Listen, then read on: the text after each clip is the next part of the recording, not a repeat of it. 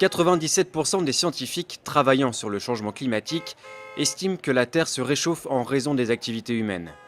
Pour bien comprendre la responsabilité de l'homme dans ce phénomène, il faut d'abord s'intéresser à un mécanisme qui, lui, est parfaitement naturel, l'effet de serre.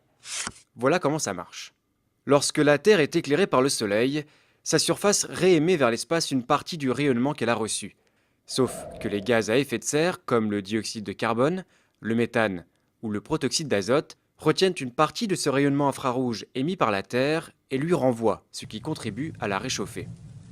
Or, c'est justement cette mécanique que l'homme a déréglée. Combustion du pétrole et du gaz, déforestation, agriculture intensive. Depuis la révolution industrielle, les activités humaines émettent de grandes quantités de gaz à effet de serre, principalement du dioxyde de carbone et du méthane. Ces gaz s'accumulent dans l'atmosphère et atteignent désormais des niveaux records. Pour le CO2, par exemple, sa concentration est passée de 270 parties par million à la fin du 19e siècle à près de 400 parties par million aujourd'hui. C'est la concentration la plus forte depuis 800 000 ans au moins. Conséquence, l'effet de serre s'intensifie. Le surplus d'énergie introduit aujourd'hui par l'homme dans la machine climatique est à peu près l'équivalent de 3 petites bombes atomiques explosant à chaque seconde. Et les conséquences sont dramatiques. D'abord, sur les températures. Aujourd'hui, la température moyenne terrestre a déjà augmenté de 0,8 degrés depuis la fin du 19e siècle et les épisodes caniculaires sont plus fréquents. Les températures extrêmes, qui ne touchaient que 1% de la surface continentale terrestre, en concernent désormais près de 10%. En admettant que la concentration de CO2 double d'ici 2100, la Terre verra sa température moyenne grimper encore dans une fourchette comprise entre 1,5 degré et 4,5 degrés supplémentaires. Deuxième impact, le niveau des mers. Sur tous les continents, les glaciers d'altitude reculent et disparaissent. Les grandes calottes polaires du Groenland et de l'Antarctique perdent leur glace dans l'océan et contribuent à élever le niveau de la mer.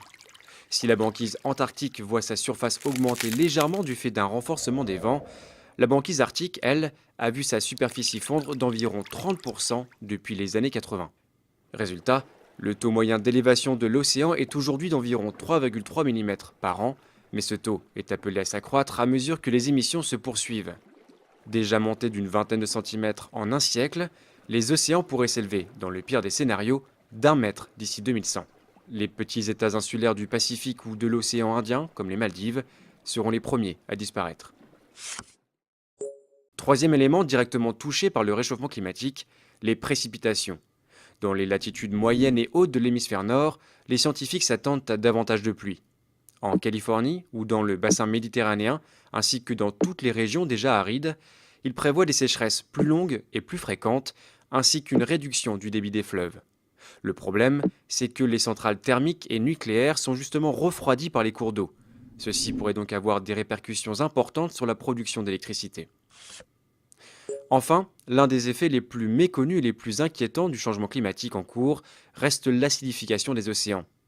Le CO2 excédentaire se dissout en effet dans les eaux de surface et les rend plus acides.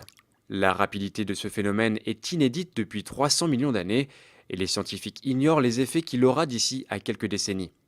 Les coquillages et certains planctons qui constituent le socle de la chaîne alimentaire pourraient ne pas pouvoir s'y adapter. Leur disparition aurait un impact direct sur l'ensemble des espèces, l'homme compris.